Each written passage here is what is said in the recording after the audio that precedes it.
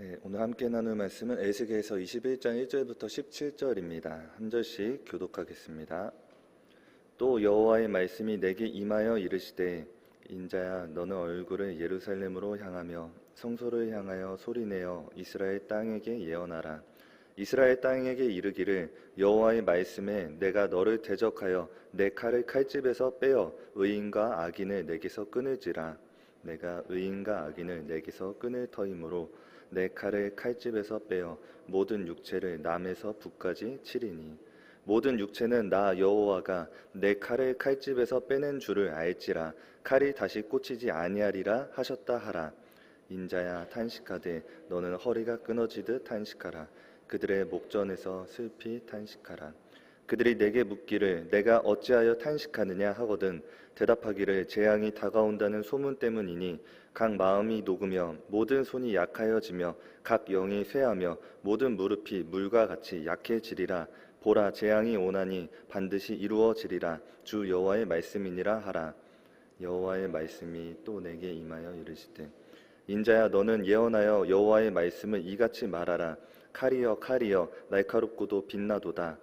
그 칼이 날카로움은 죽음을 위함이요 빛남은 번개같이 되기 위함이니 우리가 즐거워하겠느냐. 내 아들의 귀가 모든 나무를 업신 여기는 도다. 그 칼을 손에 잡아 쓸만하도록 빛나게 하되 죽이는 자의 손에 넘기기 위하여 날카롭고도 빛나게 하였도다 하셨다 하라. 인자야 너는 부르짖어 슬피 울지어다. 이것이 내 백성에게 임하며 이스라엘 모든 고관에게 임함이로다. 그들과 내 백성이 함께 칼에 넘긴 바 되었으니 너는 내 널쩍다리를 칠지어다. 이것이 시험이라. 만일 업신여기는 귀가 없어지면 어찌할까. 주 여호와의 말씀이니라.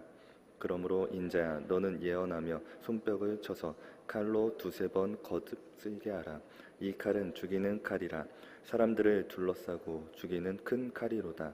내가 그들이 낙담하여 많이 엎드러지게 하려고 그 모든 성문을 향하여 번쩍번쩍하는 칼을 세워 놓았도다. 오호라 그 칼이 번개 같고 죽이기 위하여 날카로웠도다. 칼아 모이라. 오른쪽을 치라. 대열을 맞추라. 왼쪽을 치라. 향한 대로 가라. 함께 읽겠습니다. 나도 내 손뼉을 치며 내 분노를 다 풀리로다. 나 여호와가 말하였노라. 아멘. 에스겔서는 계속해서 이 비유를 통해 하나님의 공의와 또 경고를 반복해서 들려주고 있습니다. 이렇게 반복되는 비유 안에서 조금은 같은 이야기처럼 반복되는 것 같은 마음이 들 때도 있습니다. 하지만 그 속에서 발견할 수 있는 것은 하나님의 자비와 또 긍휼이 그 안에 함께하고 있다는 것을 기억해야 하는 것입니다. 왜냐하면 때로는 그저 비유로만 듣고 지나쳐버릴 수도 있는데 그런 우리에게도 계속해서 다시 한번 기회를 주시고 또한 끝까지 기다려주시는 분이 우리 주님이시기 때문입니다.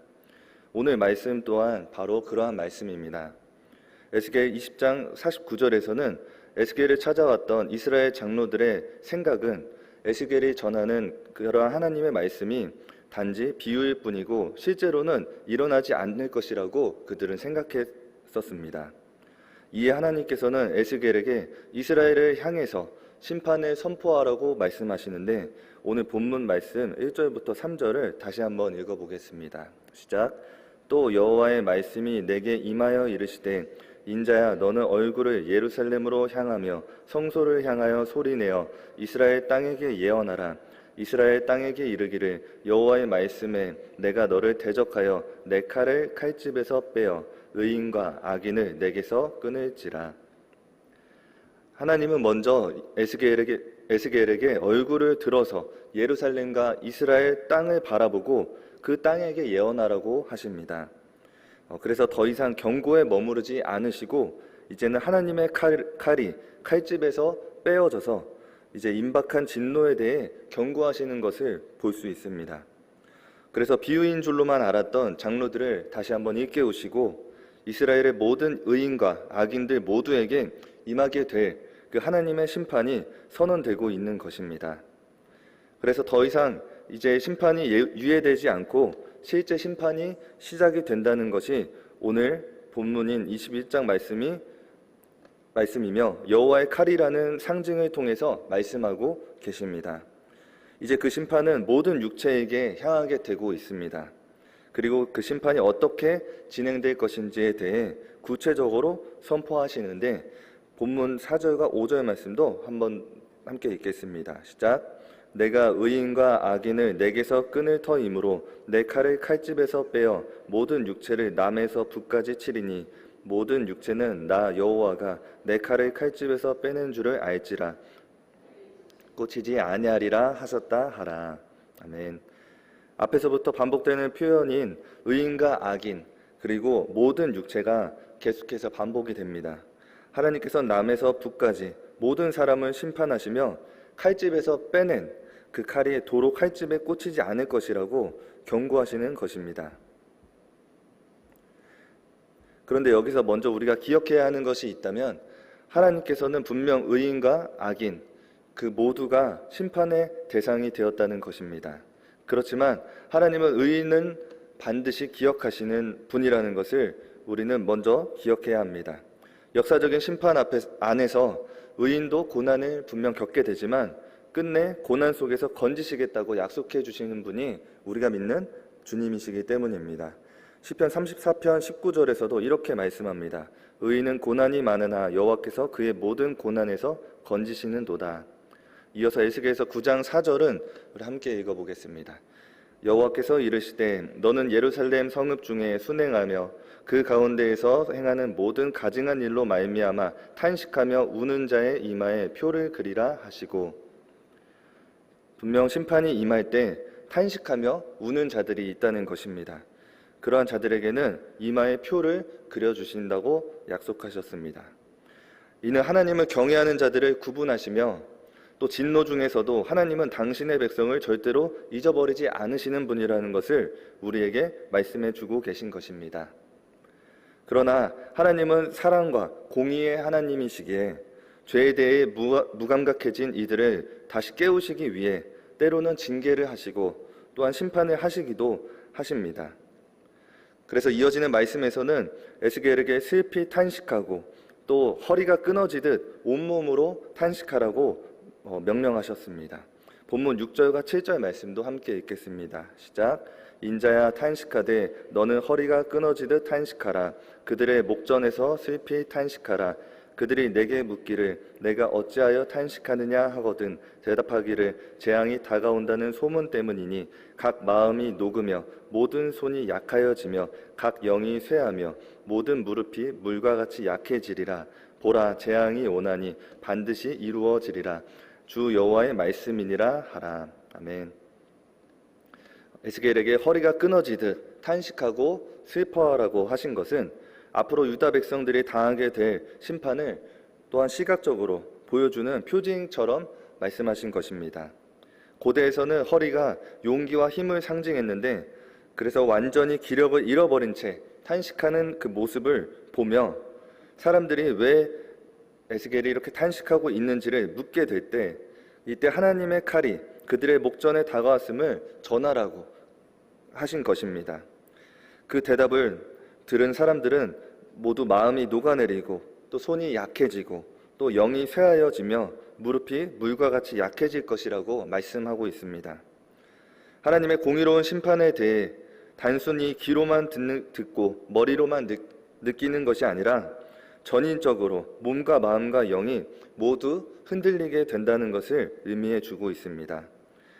이는 단순히 임박한 심판의 메시지에 두려움과 공포감을 조성하려는 것이 아니라 이들을 깨우셔서 또 비유로만 듣고 흘려보내는 무감각에서 다시 이들이 각성하게 되고 또 심판 앞에서도 다시 이제 탄식하며 애통하며 돌아오길 원하시기에 이렇게라도 이들을 일깨우시는 주님의 마음을 이 말씀 속에서 우리는 더욱 느낄 수 있기를 소망합니다. 이어서 8절부터 11절에서 다시 한번 에스겔에게 말씀하시는데 이 말씀도 함께 읽겠습니다. 시작. 여호와의 말씀이 또 내게 임하여 이르시되 인자야 너는 예언하여 여호와의 말씀을 이같이 말하라. 칼이여 칼이여 날카롭고다. 그 칼이 날카로움은 죽임을 위함이요 빛남은 번개같이 되기 위함이니 우리가 즐거워하겠느냐. 내 아들의 규가 모든 나무를 업신 여기는 도다. 그 칼을 손에 잡아 쓸만하도록 빛나게 하되 죽이는 자의 손에 넘기기 위하여 날카롭고도 빛나게 하였도다 하셨다 하라. 읽은 말씀 속에서 여호와의 칼에 대해서 몇 가지 특징을 보여주고 있습니다. 날카롭고도 빛이 나는 이 칼은 이미 날이 서 있어서 바로 사용이 가능한 상태를 보여줍니다. 그리고 번개같이 빛나는 속도로 사용이 될 것이라고 합니다. 무엇보다 칼은 그 용도가 죽이는데 사용되고 될 것이라고 말씀합니다. 역사 속에서는 바벨론이 여호와의 칼로 사용이 되었습니다. 하나님의 주권 아래에서 예루살렘의 멸망을 또 보여주는, 예견해주는 말씀입니다. 또한 10절 후반부에서는 중요한 표현이 등장하고 있습니다. 바로 내 아들의 귀가 모든 나무를 업신여기도다 라는 표현입니다. 두 가지 정도로 해석이 되고 있는데 그 말씀해주는 의미는 비슷합니다. 하나님의 칼이 다윗의 왕권을 나무 막대기처럼 만든다는 것과 또한 사람들이 하나님의 말씀의 권위인 하나님의 훈계의 귀를 멸시했다라고도 해석이 됩니다. 같은 의미의 결론으로 볼 수 있는데 말씀의 권위를 멸시하게 되면 하나님의 칼로 다스려지고 그래서 사람이 가진 그 모든 것들도 결국 아무것도 아닌 것이 된다는 말씀입니다.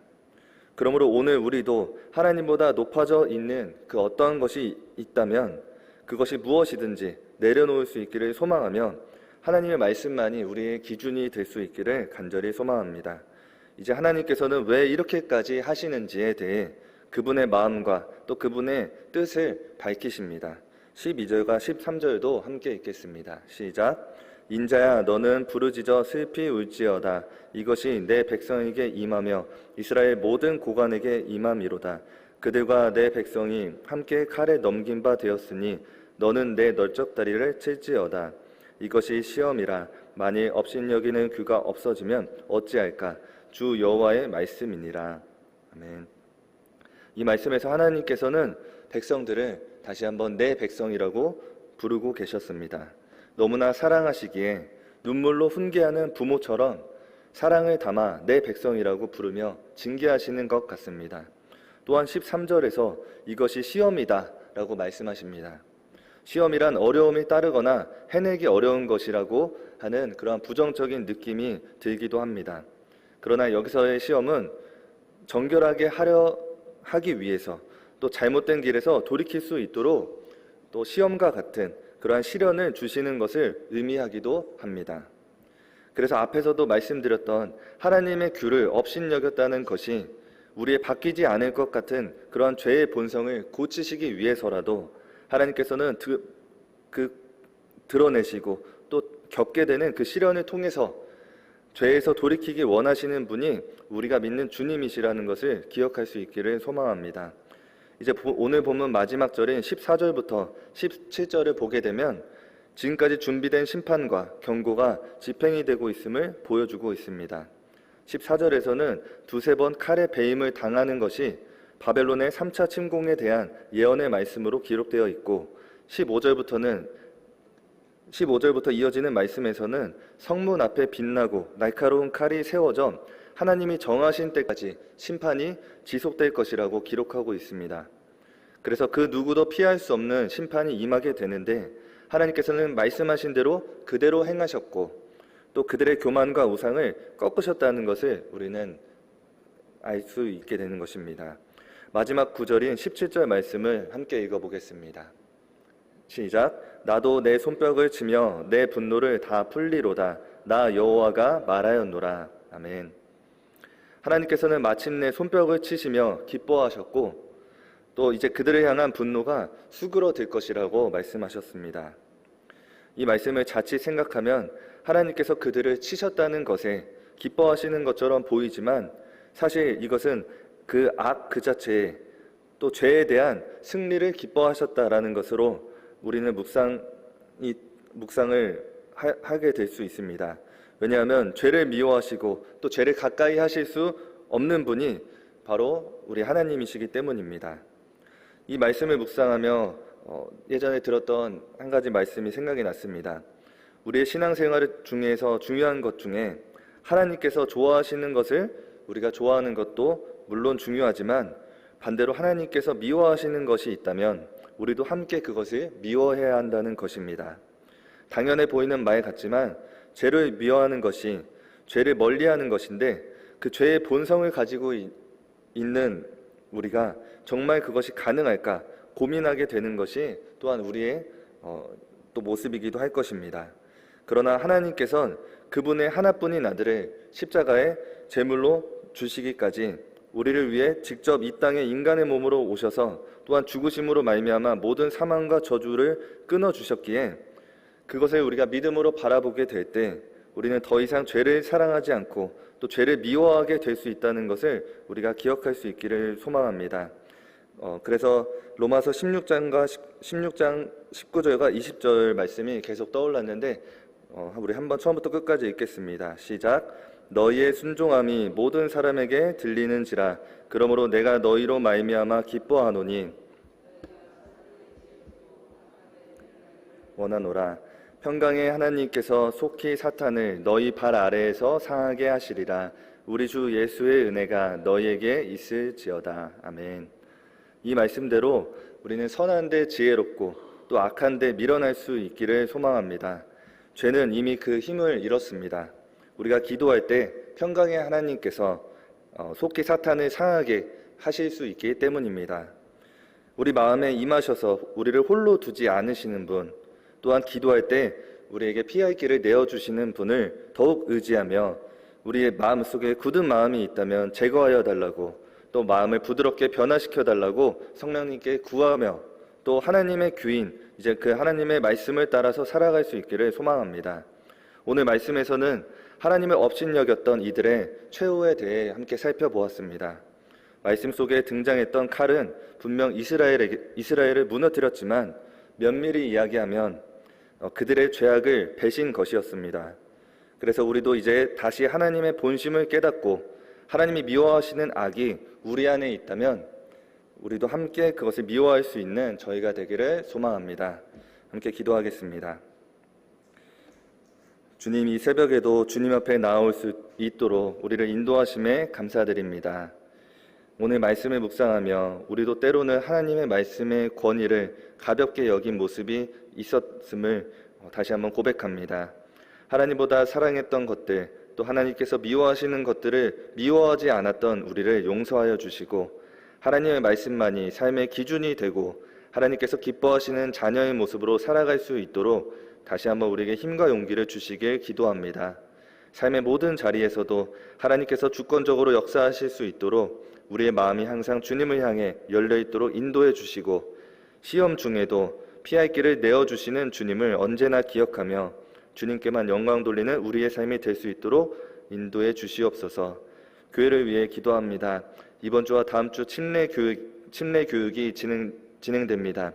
침례를 통해 하나님의 주인 되심이 선포되는 그 자리에 하나님께서 은혜로 함께하여 주시고 참여하는 모든 이들에게도 함께 기쁨과 은혜가 우리 공동체 안에 넘칠 수 있도록 주님께서 일하여 주시옵소서. 예배가 살아나서 하나님께 살아있는 예배로 살아있는 고백과 믿음으로 우리의 삶 자체가 예배가 되게 하시고 그래서 하나님을 높이고 영광 돌리는 우리의 삶을 통해 주님의 영광만이 드러나며 잃어버린 영혼들이 주님 앞에 돌아올 수 있도록 더욱 우리의 예배와 기도가 살아나게 하여 주시옵소서. 장진영 지사님 아버님 장례식을 은혜 가운데 마칠 수 있게 해주심에 감사드립니다. 부활의 기쁨과 소망이 가정에 넘치게 하여 주시고 가족들이 더욱 주님의 은혜로 하나 될 수 있도록 인도해 주시옵소서. 치유와 회복이 필요한 모든 지체를 위해 주님께서 이 시간에도 역사하여 주시고 주님의 손을 구하며 간절히 주님을 찾고 부르짖는 모든 기도에 응답하여 주시길 기도합니다. 눈물의 기도가 응답되어 하나님께서 역사하시고 일하시는 자리가 되게 하시고 주님을 찬양하는 간증들이 넘치는 우리 모든 성도님들 되게 하여 주시옵소서. 우리 자녀들에게도 성령의 기름을 넘치도록 부어주시고 이 세상 속에서 요셉처럼 자라갈 수 있게 하여 주시옵소서. 더욱 놀랍게 쓰임받게 해주시고 하나님의 영광만을 드러내는 귀한 자녀들로 자라게 하여 주시옵소서. 교회 학교 교사들의 눈물과 헌신을 기억하여 주시고 그저 아이들을 사랑하기에 복음의 열정으로 물질과 시간과 정성을 다해 섬기고 흘려보내는 모든 자리들을 더욱 축복하여 주시고 은혜로 채워주시길 기도합니다. 담임 목사님과 사모님 자녀들을 언제나 주님의 능력으로 붙들어 주시고 늘 주님께서 공급하시며 채워주셔서 계속해서 하나님께 더욱 쓰임받는 귀한 목사님 가정 되게 하여 주시옵소서. 오늘도 주님께 올려드리는 마음과 정성과 물질을 흠양하여 주시고 주님께서 놀랍게 축복하시는 물질 되도록 더욱 임하여 주시옵소서. 우리를 사랑하실 때 끝까지 사랑하시고 언제나 우리의 기도를 들으시고 응답하시는 예수님의 이름으로 기도드립니다. 아멘.